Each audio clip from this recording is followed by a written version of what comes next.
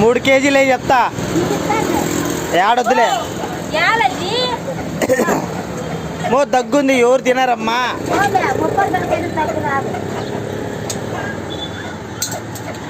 1.5 KG వేసినావా? సర్లే 30 రూపాయలే ఇచ్చేది. 45 50 రూపాయలు ఇచ్చేయమా.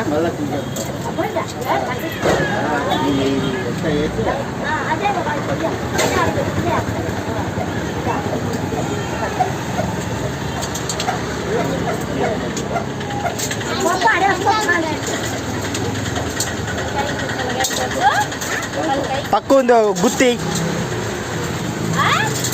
తక్కువ వేసినావమ్మా. రాళ్ళు మాకు కాదా?